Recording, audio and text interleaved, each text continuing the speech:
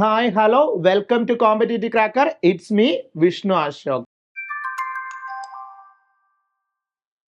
നമുക്കറിയാം നമ്മളുടെ net management exam അല്ലെ. നെറ്റ് മാനേജ്മെന്റ് എന്ന് പറയുന്നത് നമുക്കൊരു എന്താണ് ഒരു മാനേജ്മെന്റ് നെറ്റ് അല്ലെങ്കിൽ PhD ഒക്കെ ചെയ്യാനായിട്ട് ആഗ്രഹിക്കുന്നുണ്ട്, റിസർച്ച് ചെയ്യാൻ ആഗ്രഹിക്കുന്നുണ്ട്, അല്ലെങ്കിൽ എന്താണ് JRF ക്വാളിഫൈഡ് ആകണം, ഇങ്ങനെയൊക്കെ ആഗ്രഹിക്കുന്ന ഒരുപാട് പേരുണ്ട്. മാനേജ്മെന്റ് എന്ന് പറയുന്ന ആ ഒരു സബ്ജക്റ്റ് ചൂസ് ചെയ്യുമ്പോൾ അല്ലെങ്കിൽ നമ്മൾ MBA പഠിക്കുമ്പോൾ നമുക്ക് എന്താണ് വളരെ ഈസി ആയിട്ടൊക്കെ തോന്നുമെങ്കിലും നെറ്റ് എക്സാം എഴുതുമ്പോൾ ഇതിന് വളരെയധികം കോംപ്ലിക്കേറ്റഡ് ആയിട്ട് മാറുന്നു, അല്ലെ സ്റ്റേറ്റ്മെന്റുകൾ വായിക്കുമ്പോൾ വളരെയധികം കൺഫ്യൂഷൻ ഉണ്ടാകുന്നു. ഇങ്ങനെയുള്ള ഒരുപാട് മെസ്സേജുകൾ നമുക്ക് വരാറുണ്ട്. അപ്പോൾ വളരെ സിസ്റ്റമാറ്റിക് ആയിട്ട് നമ്മൾ പഠിക്കണം A to Z കാര്യങ്ങൾ. നമ്മളൊരു എന്താണ് MBAക്ക് ഒരു തിയററ്റിക്കൽ ആയിട്ടുള്ള ഒരു എക്സാം എഴുതുന്ന പോലെ അല്ല, ഒരു കോമ്പറ്റേറ്റീവ് ആയിട്ടുള്ള ഒരു ക്വാളിഫൈഡ് ആയിട്ടുള്ള ഒരു എക്സാം എഴുതുമ്പോഴത്തേക്കിന് ഉള്ള ഒരു വ്യത്യാസം എന്ന് പറയുന്നത്, അതായത് നമുക്ക് ഈ ഇത്തരത്തിലുള്ള നെറ്റ് പോലുള്ള ഒരു എക്സാം ആകുമ്പോഴത്തേക്കും അതിൻ്റെ ഒരു പാറ്റേൺ തന്നെ ഡിഫറെൻ്റ് ആണ്. നമ്മൾ സാധാരണ എന്തെങ്കിലും എഴുതി വെക്കുന്ന അല്ലെങ്കിൽ ആ ഒരു ഇപ്പം MBO മാനേജ്മെന്റ് ബൈ ഒബ്ജക്റ്റീവ് എന്ന് പറയുന്ന MBAക്ക് ഒരു ക്വസ്റ്റ്യൻ വന്നു കഴിഞ്ഞാൽ എഴുതി വെക്കാൻ പറ്റുന്ന കാര്യങ്ങളായിരിക്കില്ല, അതേ രീതി ആയിരിക്കില്ല നമുക്ക് എന്താണ് സ്റ്റേറ്റ്മെന്റ് ഓറിയന്റഡ് ആയിട്ടുള്ള ഒരു MCQs വരുമ്പോഴത്തേക്കിന് നമുക്ക് വരണം. അപ്പോൾ അത് കൃത്യമായിട്ട് മനസ്സിലാക്കണം. ഇപ്പോൾ MBA പഠിക്കുന്ന ആളുകൾ എപ്പോഴും പറയുന്നുണ്ട് MBAക്ക് എനിക്ക് നല്ല മാർക്കുണ്ട്, പക്ഷേ എനിക്ക് നെറ്റ് ക്വാളിഫൈഡ് ആകാനായിട്ട് പറ്റുന്നില്ല. അതൊക്കെ ഇതാണ്, നമ്മൾ സിസ്റ്റമാറ്റിക് ആയിട്ട് പഠിക്കണം, A to Z കാര്യങ്ങൾ പഠിക്കണം, അതിൻ്റെ MCQs പ്രോപ്പറായിട്ട് വർക്കൗട്ട് ചെയ്യണം. ഒരു വിദഗ്ധരായ അധ്യാപകരുടെ പിന്തുണയോടുകൂടിയൊക്കെ നമ്മൾ ഒരു നെറ്റ് പോലുള്ള ഒരു എക്സാം പഠിച്ചാലേ നമുക്കത് ക്രാക്ക് ചെയ്ത് എടുക്കാനായിട്ട് പറ്റത്തുള്ളൂ. അപ്പോൾ നമ്മൾ ഇന്ന് കവർ ചെയ്യാൻ പോകുന്നത് നെറ്റ് മാനേജ്മെന്റിലെ വളരെ ഇമ്പോർട്ടൻ്റ് ആയിട്ടുള്ള ഒരു ഏരിയയാണ് മാനേജ്മെന്റ് തിയറീസ് അല്ലെങ്കിൽ മാനേജ്മെന്റ് തോട്ട്സ് അല്ലെങ്കിൽ മാനേജ്മെന്റ് അപ്രോച്ചസുകൾ അല്ലെ സൈക്കോളജീസ്. മാനേജ്മെന്റിൽ ഉപയോഗിക്കുന്ന എന്താണ് ഫിലോസഫി, മാനേജ്മെന്റിൽ ഉപയോഗിക്കുന്ന തിയറീസ്, മാനേജ്മെന്റ് തോട്ട്സ് എന്നൊക്കെ പറയാറുണ്ട്. അവയാണ് നമ്മൾ ഇന്ന് പഠിക്കാൻ പോകുന്നത്. വളരെ ഷോർട്ടായിട്ടാണ് പഠിക്കുന്നത്. ഇതിൻ്റെ ഒരു ഡീറ്റെയിൽ ആയിട്ടുള്ള വീഡിയോസ് ഒക്കെ നമ്മളുടെ ആപ്പിൽ അവൈലബിൾ ആണ്. അപ്പോൾ ഈ ഒരു ഏരിയയും ഇത് അവിടെ അനുബന്ധിച്ച് വന്ന കുറച്ച് ക്വസ്റ്റ്യനുകളുമാണ് നമ്മൾ കാണാൻ പോകുന്നത്. കൃത്യമായി നിങ്ങൾ എന്ത് ചെയ്യുക, വീഡിയോ മുഴുവൻ കാണുക, MCQസും വർക്കൗട്ട് ചെയ്യാനായിട്ട് ശ്രമിക്കുക.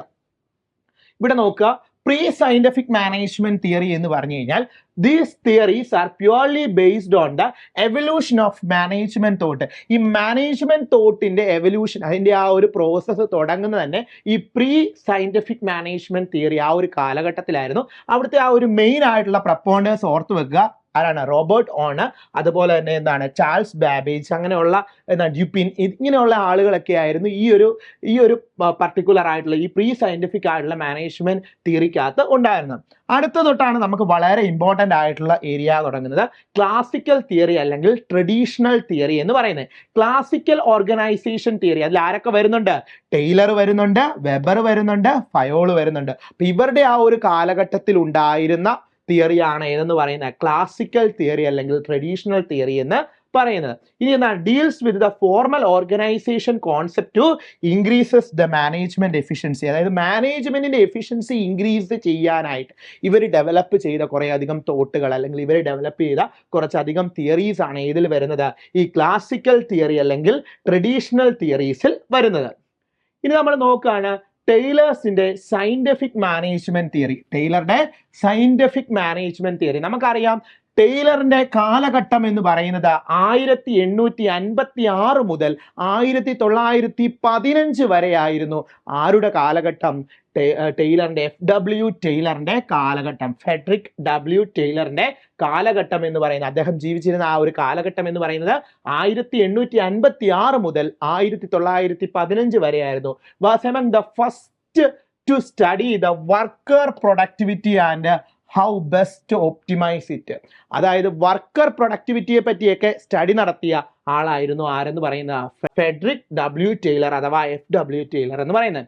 Taylor who had a background in mechanical engineer. ഓർത്ത് വെച്ചാണ് ടെയ്ലർ അദ്ദേഹത്തിന്റെ ആ ഒരു കരിയർ ഒക്കെ തുടങ്ങുന്ന സമയത്ത് അദ്ദേഹം ആരായിരുന്നു? ഒരു മെക്കാനിക്കൽ എഞ്ചിനീയർ ആയിരുന്നു. Conducted controlled experiment that lead hims to develop four principles of scientific. അദ്ദേഹം എന്താണ് ഒരുപാട് സ്റ്റഡിയൊക്കെ നടത്തി അല്ലെങ്കിൽ ഡെവലപ്പ് ചെയ്ത് അദ്ദേഹം എന്തിലേക്ക് കൊണ്ടുവന്നു? 4 പ്രിൻസിപ്പിൾസ് ഡെവലപ്പ് ചെയ്തു. അതാണ് പറഞ്ഞേക്കുന്നത്. അദ്ദേഹം ഒരു എഞ്ചിനീയർ ആയിരുന്നു, ഒരു മെക്കാനിക്കൽ എഞ്ചിനീയർ ആയിരുന്നു. അദ്ദേഹം എന്താണ് കൺട്രോൾഡ് ആയിട്ടുള്ള എക്സ്പെരിമെന്റ്സിലൂടെ അദ്ദേഹം എന്ത് കണ്ടക്ട് ചെയ്തു? സയന്റിഫിക് മാനേജ്മെന്റ് തിയറീസ് അല്ലെങ്കിൽ 4 സയന്റിഫിക് മാനേജ്മെന്റ് ഡെവലപ്പ് ചെയ്തു, പ്രിൻസിപ്പിൾസ് ഡെവലപ്പ് ചെയ്തു. അതിനറിയപ്പെടുന്ന പേരാണ് ടൈലറിസം. എന്താണ്? ടൈലറിസം ഓർത്തു വെച്ചോണം, കൃത്യമായി മനസ്സിലാക്കി വെച്ചോണം. Taylor who had a background in mechanical engineering conducted controlled experiment that lead him to develop four principles of scientific management is also known as Taylorism. These principles recommended that the scientific methods are used to determine the most efficient way to perform a task in workplace. അപ്പോൾ നമ്മൾ പറയുകയാണ് ഇദ്ദേഹം develop ചെയ്ത ഒന്നാണ് എന്ന് പറയുന്നത് scientific ആയിട്ടുള്ള principles. എന്തിനു വേണ്ടിയാണ് ഇദ്ദേഹം ഈ സയന്റിഫിക് പ്രിൻസിപ്പിൾസ് ഡെവലപ്പ് ചെയ്തത്? അതായത് സയന്റിഫിക് മെത്തേഡുകളൊക്കെ യൂസ് ചെയ്താൽ എഫക്റ്റീവായിട്ട് എന്താണ് ഒരു ടാസ്ക് അല്ലെങ്കിൽ ഒരു വർക്ക് പ്ലേസിൽ എഫക്റ്റീവായിട്ട് എന്ത് ചെയ്യാൻ പറ്റും? വർക്ക് ചെയ്യാനായിട്ട് പറ്റും. അതുപോലെ തന്നെ എന്താണ് പറഞ്ഞിരിക്കുന്നത്? Relying on the judgement and personal direction of the വർക്കേഴ്സിനോടുള്ള പേഴ്സണൽ ഡയറക്ഷൻ അല്ലെങ്കിൽ ആ ഒരു ജഡ്ജ്മെന്റിലൂടെയൊക്കെ അദ്ദേഹം മനസ്സിലാക്കിയെടുത്ത ഒന്നാണ്. സയന്റിഫിക് ആയിട്ടുള്ള മെത്തേഡുകൾ യൂസ് ചെയ്ത് കഴിഞ്ഞാൽ അവിടെ എന്തുണ്ടാവും എന്നാണ് പറഞ്ഞിരിക്കുന്നത്? എഫിഷ്യൻസി ഇൻക്രീസ് ചെയ്യും. ആര് പറഞ്ഞു? ടൈലർ പറഞ്ഞു. ടൈലറിന്റെ സയന്റിഫിക് പ്രിൻസിപ്പിൾസിനെ അറിയപ്പെടുന്ന പേര് ടൈലറിസം. ഓർത്തു വെച്ചോണേ. ഇനി എന്താണ്? The fundamental principles that the Taylor underlining the scientific approaches to the management may be summarized as follows. അപ്പൊ ടൈലറുടെ ആ ഒരു ടൈലറിസത്തിന്റെ അകത്ത് വരുന്ന അല്ലെങ്കിൽ സയന്റിഫിക് ആയിട്ടുള്ള പ്രിൻസിപ്പിൾസിൽ വരുന്ന ആദ്യത്തേതാണ് replace the rule of thumb work method with the methods based on the scientific study of task. അപ്പൊ എന്താണ്? ഇതിനെ break the rule of thumb അല്ലെ, അല്ലെങ്കിൽ എന്താണ് replace the rule of thumb, അതായത് നേരത്തെ ഫോളോ ചെയ്തുകൊണ്ടിരുന്ന രീതി തന്നെ ഫോളോ ചെയ്തുകൊണ്ട് പോകണം. അങ്ങനെയുള്ള കാര്യമൊക്കെ എന്ത് ചെയ്തു? ബ്രേക്ക് ചെയ്യാനായിട്ട് തീരുമാനിച്ചു. അതായത് സയന്റിഫിക് ആയിട്ടുള്ള സ്റ്റഡിയിലൂടെ ടാസ്കുകൾ ഫുൾഫിൽ ചെയ്യണം എന്നാണ് ആര് പറഞ്ഞത്? ടൈലർ പറഞ്ഞത്. പിന്നെ അടുത്ത എന്താണ്? Scientifically select train and develop each work. ഓരോ വർക്കറെയും എങ്ങനെയാണ് സയന്റിഫിക്കലി, അതായത് നല്ലപോലെ റിസർച്ച് ഒക്കെ നടത്തി സയന്റിഫിക്കലി സെലക്ട് ചെയ്ത് ട്രെയിൻ ചെയ്ത് ഡെവലപ്പ് ചെയ്ത് കൊണ്ടുവരണം എന്നാണ് പറഞ്ഞേക്കുന്നത്. അല്ലാതെ എന്താണ് passively leaving them to train themselves, അവരെ പാസീവായിട്ട് ട്രെയിൻ ചെയ്ത് അങ്ങനെ കൊണ്ടുവരികയല്ല, സയന്റിഫിക് ആയിട്ട് തന്നെ സെലക്ട് ചെയ്ത് ട്രെയിൻ ചെയ്ത് ഡെവലപ്പ് ചെയ്ത് വർക്കേഴ്സിനെ കൊണ്ടുവരണം എന്നാണ് ആര് പറഞ്ഞത്?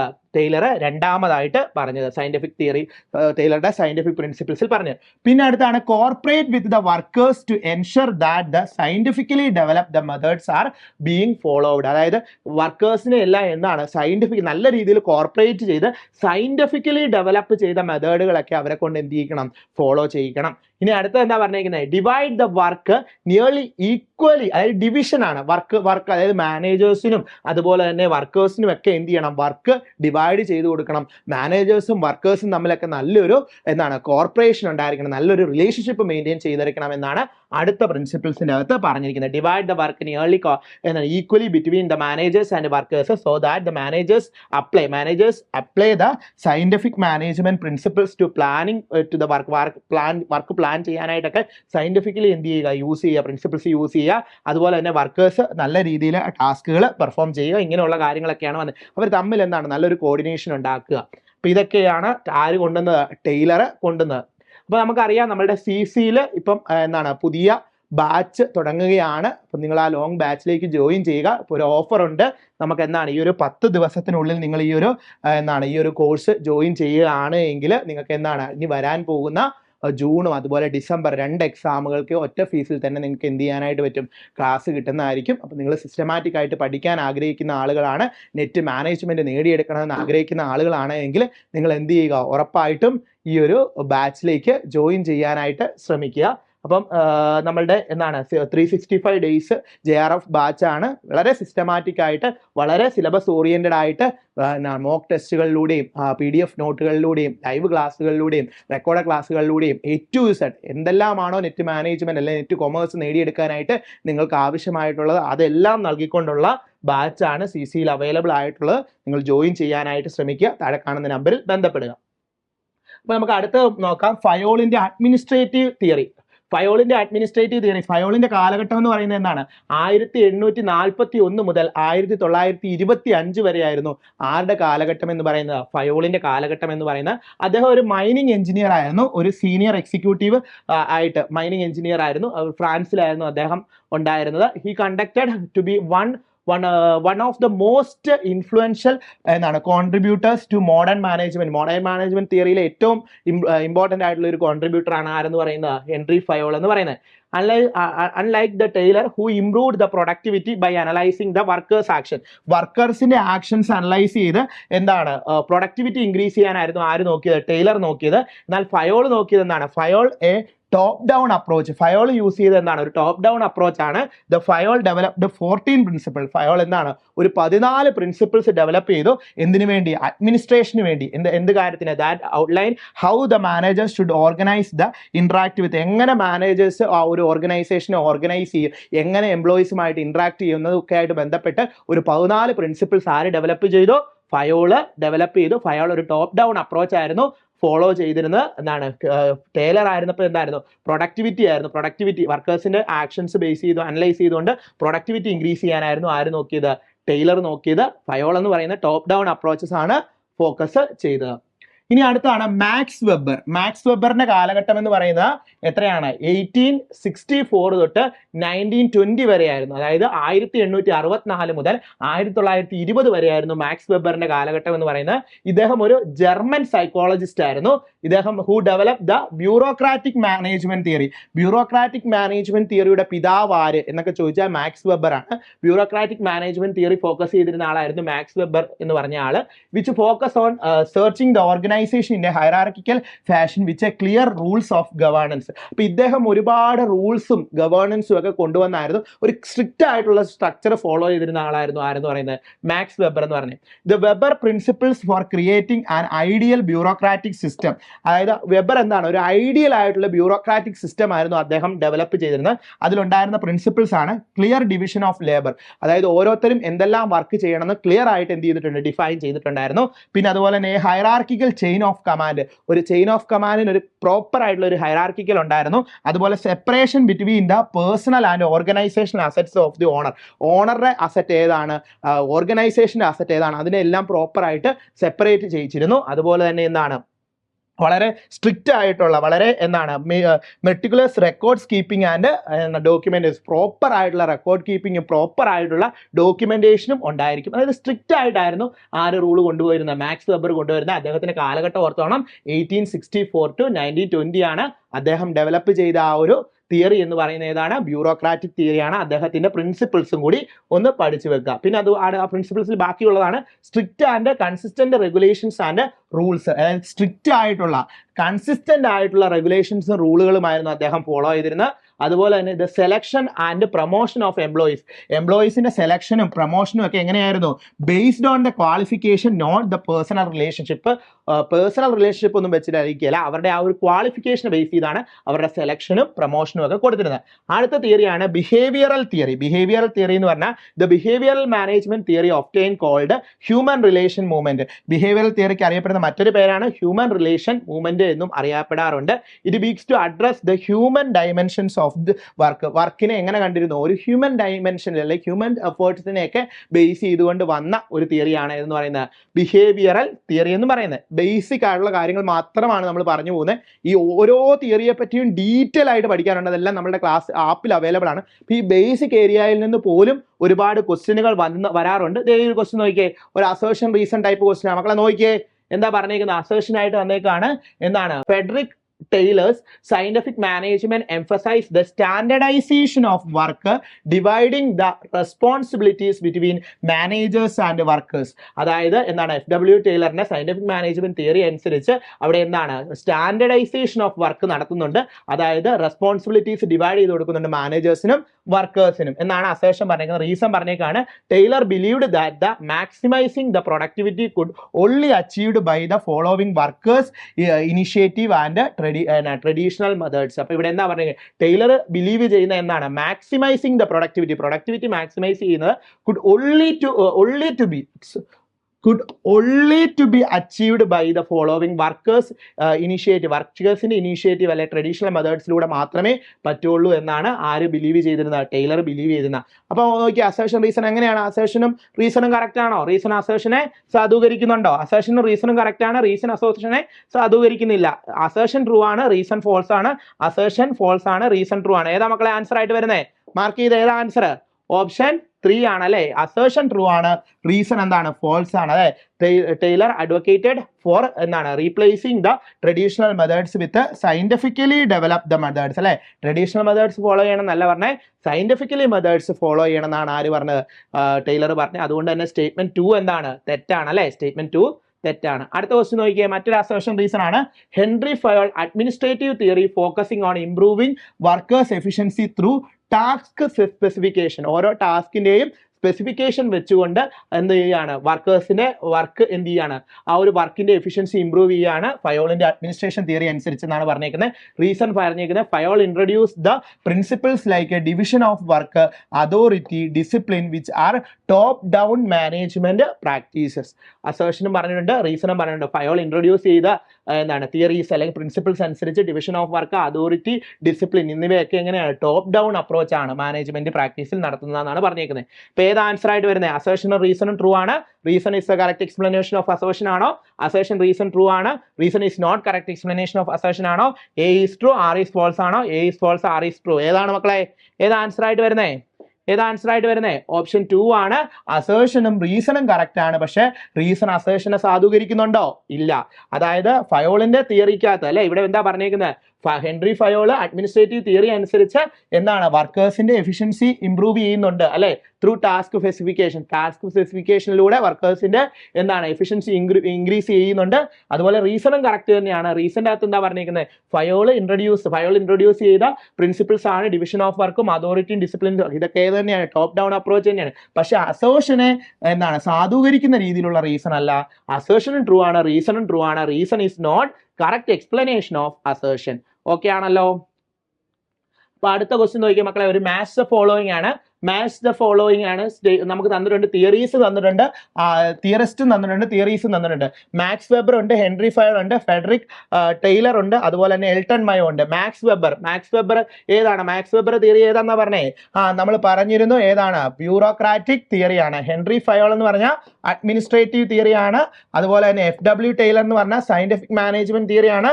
എൽട്ടൺ മയോ ഹ്യൂമൻ റിലേഷൻ തിയറി. അപ്പൊ എന്താണ്, 4ഉം എന്താണ് കറക്റ്റ് ആയിട്ടാണ് മാച്ച് ചെയ്തിരിക്കുന്നത്. അപ്പോൾ ഓപ്ഷൻ ഏതാണ്, ഓപ്ഷൻ എ ആണ് ആൻസർ ആയിട്ട് വരുന്നത് അല്ലെ.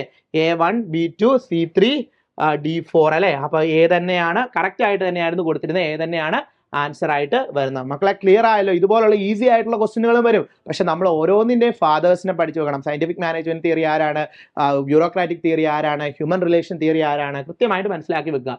ഓക്കെ, നമുക്ക് അടുത്ത ക്വസ്റ്റ്യൻ നോക്കാം. അടുത്ത ക്വസ്റ്റ്യൻ എന്ന് പറയുന്നത് ഇവാലുവേറ്റ് ദ ഫോളോവിങ് സ്റ്റേറ്റ്മെന്റ്. താഴെ തരുന്ന സ്റ്റേറ്റ്മെന്റുകൾ ഇവാലുവേറ്റ് ചെയ്യാനാണ് പറഞ്ഞിരിക്കുന്നത്. Evaluate the first statement, Fayol introduced 14 principles of management including equity and scalar chain. അപ്പൊ നമുക്ക് ശരിയാണ് അല്ലെ, ഹെൻറി ഫയോളിന്റെ ആണ് എന്താണ് 14 പ്രിൻസിപ്പിൾ. അതിൻ്റെ അകത്ത് ഇൻക്ലൂഡ് ചെയ്യുന്ന സാധനം തന്നെയാണ് ഏതെന്ന് പറയുന്നത്, ഇക്വിറ്റിയും സ്കാലാർ ചെയിനും. കറക്റ്റ് ആയിട്ടുള്ള സ്റ്റേറ്റ്മെന്റ് ആണ്. അടുത്തതിനേക്കാണ് Taylor's theories focus exclusively on the managerial aspects of the organization. Exclusively on managerial aspects അല്ലെ. FW ടൈലർ ആയിരുന്നോ മാനേജീരിയൽ ആക്ടിവിറ്റീസിന്റെ അകത്ത് മെയിൻ ആയിട്ട് ഫോക്കസ് ചെയ്ത, വർക്കേഴ്സിന്റെ പ്രൊഡക്ടിവിറ്റി അല്ലായിരുന്നു അദ്ദേഹം നോക്കിയിരുന്നത്. അപ്പം ഇതെന്താണ് തെറ്റായിട്ടുള്ള സ്റ്റേറ്റ്മെന്റ് ആണ്. അടുത്ത എൽട്ടൺ മയോ എന്താണ് ഓർത്തോണിസ്റ്റിക് study conducted that the workers productivity increased due to the change in the lighting condition അല്ലെ. അതായത് ഓർത്തോണിസ്റ്റിക് സ്റ്റഡി, അതായത് എൽട്ടൺ മയോ എന്ന് പറയുന്നത് എന്താണ്, നമ്മുടെ ഹ്യൂമൻ റിലേഷൻ തിയറിയുടെ പിതാവ് എന്നറിയപ്പെടുന്നതാണ്. അദ്ദേഹം നടത്തിയ സ്റ്റഡിയാണ് എന്ന് പറയുന്നത് ഓർത്തോണിസ്റ്റിക് സ്റ്റഡി. അദ്ദേഹം ഓർത്തോണിസ്റ്റിക് സ്റ്റഡി അനുസരിച്ച് എത്രയാണ്, ഒരുപാട് വർഷങ്ങളായിട്ട് 5 എക്സ്പെരിമെന്റിലൂടെയാണ് ഇത് നടത്തിയത്. അതിലുണ്ടായിരുന്ന ഒരു എക്സ്പെരിമെന്റിന്റെ അത് അദ്ദേഹം എന്ത് ചെയ്തു, ലൈറ്റിംഗ് കണ്ടീഷൻ ഒക്കെ മാറ്റി നോക്കി. അപ്പോൾ വർക്കേഴ്സിന്റെ പ്രൊഡക്ടിവിറ്റി ഇൻക്രീസ് ചെയ്തു എന്നാണ് പറഞ്ഞത്. ആ സ്റ്റേറ്റ്മെന്റ് എന്താണ്, ട്രൂ ആയിട്ടുള്ള സ്റ്റേറ്റ്മെന്റ് ആണ്. അടുത്തതെന്ന് പറഞ്ഞാൽ എന്താണ്, വെബേഴ്സ് emphasised the importance of the rules and hierarchy in organisation. Weber കൂടുതലായിട്ട് ഇമ്പോർട്ടൻസ് കൊടുത്ത റൂൾസിലും ഹൈറാർക്കി ഓഫ് ദി ഓർഗനൈസേഷൻ മാനേജ്മെന്റിലും ആയിരുന്നു. അതും ശരിയായിട്ടുള്ള സ്റ്റേറ്റ്മെന്റ്. അപ്പോൾ 1 ശരി, 3 ശരി, 4 ശരി. അപ്പൊ അങ്ങനെയുള്ളത് ഏതാണ്, 1 ട്രൂ, 1 ട്രൂ ആൻഡ് എന്താണ് 1 ട്രൂ എന്നാണ്, 2 ഫോൾസ്, 3 ട്രൂ. അപ്പം ഓപ്ഷൻ ഏതാ വരുന്നത്, ഓപ്ഷൻ ബി ആണ് ആൻസർ ആയിട്ട് വരുന്നത്. കൃത്യമായിട്ട് മനസ്സിലാക്കണം കേട്ടോ. സ്റ്റേറ്റ്മെന്റ് ഓറിയന്റഡ് ആയിട്ടുള്ള ഒരു ക്വസ്റ്റ്യൻ ആണ്. ഓപ്ഷൻ ബി ആണ് നമുക്ക് ആൻസർ ആയിട്ട് വരുന്നത്. അപ്പോൾ സിസ്റ്റമാറ്റിക് ആയിട്ട് ഒരു ഏരിയ പഠിച്ചു കഴിഞ്ഞാൽ വളരെ ഈസി ആയിട്ട് നമുക്ക് എന്ത് ചെയ്യാൻ പറ്റും, ഇത് ക്രാക്ക് ചെയ്തെടുക്കാനായിട്ട് പറ്റും. അപ്പോൾ നമ്മൾ ഒരു പർട്ടിക്കുലർ ഏരിയ പഠിച്ചു, ആ ഏരിയയുടെ MCQs കംപ്ലീറ്റ് ആയിട്ട് 3-4-5 ക്വസ്റ്റ്യനുകളും വർക്കൗട്ട് ചെയ്തു. നമുക്കറിയാം ഓരോ ഏരിയയും നമുക്കറിയാം. സയന്റിഫിക് മാനേജ്മെന്റ് തിയറി എന്ന് പറഞ്ഞാൽ ഒരുപാട് നമുക്ക് അതിനകത്ത് പഠിക്കാനുണ്ട്. 14 പ്രിൻസിപ്പിൾസ് ഒരുപാട് പഠിക്കാനുണ്ട്. അഡ്മിനിസ്ട്രേറ്റീവ് തിയറി, ബ്യൂറോക്രാറ്റിക് തിയറിയുടെ പഠിക്കാനുണ്ട്, ഹ്യൂമൻ റിലേഷൻ തിയറി പഠിക്കാനുണ്ട്, ഓർത്തോണിസ്റ്റിക് സ്റ്റഡി പഠിക്കാനുണ്ട്. ഇതെല്ലാം ആപ്പിൽ അവൈലബിൾ ആണ്. അപ്പോൾ നമ്മളുടെ ക്ലാസ്സിലേക്ക് ജോയിൻ ആകുക, സിസ്റ്റമാറ്റിക് ആയിട്ട് പഠിക്കുക. നിങ്ങൾക്ക് ഉറപ്പായിട്ട് ഇത് ക്രാക്ക് ചെയ്യാനായിട്ട് പറ്റും. നമ്മളുടെ ലോങ് ബാച്ച് സ്റ്റാർട്ട് ചെയ്യുന്നുണ്ട്. നിങ്ങളുടെ സ്വപ്നം നെറ്റ് കൊമേഴ്സ് അല്ലെ നെറ്റ് മാനേജ്മെന്റ് നേടിയെടുക്കുക എന്നുള്ളതാണ് എങ്കിൽ നിങ്ങൾ എന്ത് ചെയ്യുക, ഉറപ്പായിട്ട് നമ്മളുടെ ബാച്ചിലേക്ക് ജോയിൻ ചെയ്യുക. നമ്മളുടെ എന്താണ് വിക്ടറി ബാച്ച് ഉടൻ തന്നെ ആരംഭിക്കുകയാണ്. ലോങ് ബാച്ച് ആണ്. ഈ ബാച്ചിൽ ജോയിൻ ചെയ്യുന്ന ആളുകൾക്ക് ഉറപ്പായിട്ടും നമ്മൾ നെറ്റ് JRF നേടിയെടുക്കാനായിട്ടുള്ള എല്ലാ സാഹചര്യങ്ങളും സൃഷ്ടിച്ചു കൊടുക്കുന്നതാണ്. PDF നോട്ടിലൂടെയും അതുപോലെ തന്നെ റെക്കോർഡ് ക്ലാസ്സുകളിലൂടെയും ലൈവ് ക്ലാസ്സുകളിലൂടെയും എന്തെല്ലാമാണോ നിങ്ങൾക്ക് നെറ്റ് മാനേജ്മെന്റ് നേടിയെടുക്കാനായിട്ട് വേണ്ടത് അതെല്ലാം CCയിൽ അവൈലബിൾ ആണ്. അപ്പോൾ ഉടൻ തന്നെ മടിച്ചു നിൽക്കാതെ നിങ്ങൾ എന്ത് ചെയ്യുക, ജോയിൻ ചെയ്യുക, നമ്മളുടെ ഭാഗമാകുക, നമ്മളോടൊപ്പം ചേരുക, നമ്മളോടൊപ്പം പഠിച്ചു തുടങ്ങുക. നിങ്ങളുടെ നെറ്റ് മാനേജ്മെന്റ് എന്നുള്ള സ്വപ്നം നേടിയെടുക്കാനായിട്ട് സാധിക്കട്ടെ. അപ്പോൾ ഇതുപോലുള്ള ഇൻഫർമേറ്റീവ് ആയിട്ടുള്ള വീഡിയോസുമായിട്ട് ഞാൻ വീണ്ടും വരുന്നതാണ്. എന്തെങ്കിലും രീതിയിലുള്ള സജഷൻസ് ഉണ്ട് എങ്കിൽ കമന്റ് ചെയ്യുക. മറ്റൊരു വീഡിയോയിൽ കാണാം. താങ്ക്